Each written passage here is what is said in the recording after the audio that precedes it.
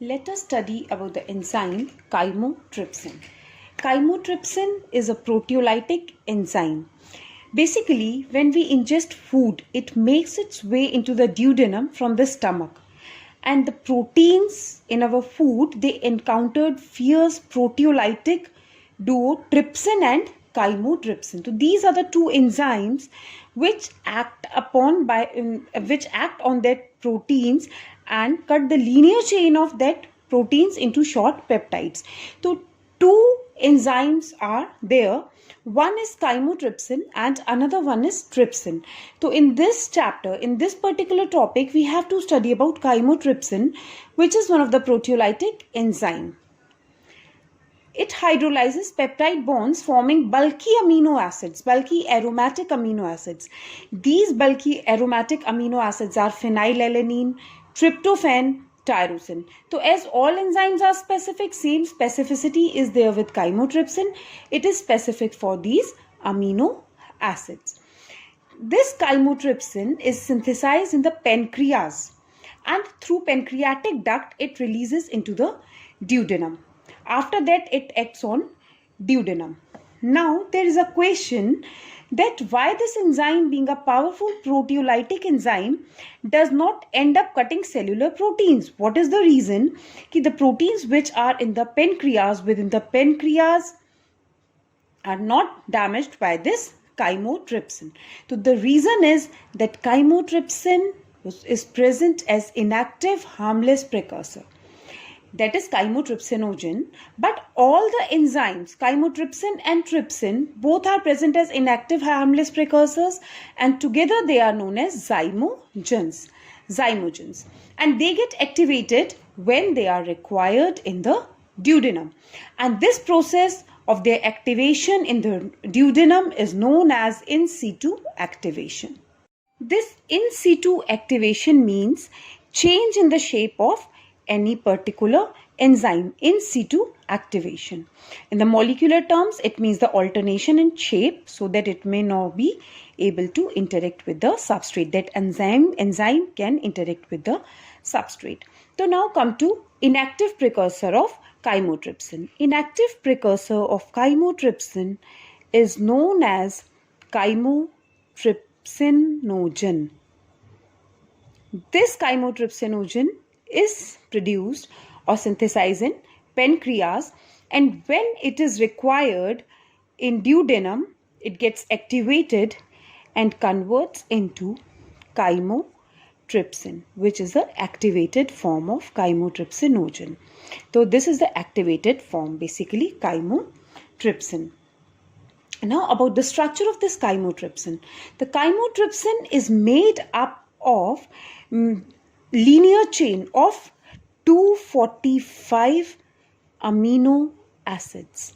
A chain of 245 amino acids, and this chain is interrupted into three peptides A, B and C. These are the three peptides. This one is A, then B and C. So this chain is interrupted by three peptides, means in these three chains total 245 amino acids are there. Now come to first chain, which is A. In this chain 1 to 13 amino acids are present. Then in B chain 16 to 146 amino acids are present. And in the third chain, that is C, 149 to 245 amino acids are present. And in between these chains, disulfide bonds are there. In between A and B and B and C. These chains are linked by disulfide bonds. Now in this chain, at three specific positions, three amino acids are there. These are the three important amino acid residues. Come to them. First is histidine at position 57. And second one after histidine is aspartate at position 102. Third one is serine at position 195. It means that somewhere in this place histidine is present at position 57, and 102 at position 102 aspartate is present, and in the C chain at position 195 serine is present. So these are the three specific amino acids which plays important role in the catalysis of this chymotrypsin. And these three amino acids formed catalytic triad. Catalytic triad, because they play important role in the catalysis. Now, how?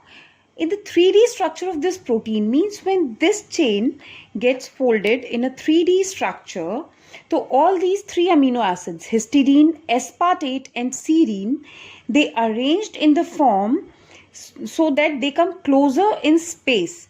They come together in the space. They come closer like this. For example, aspartate 102 occupies this position, and histidine 57 after folding occupies this particular position, and serine at the position 195 occupies this position.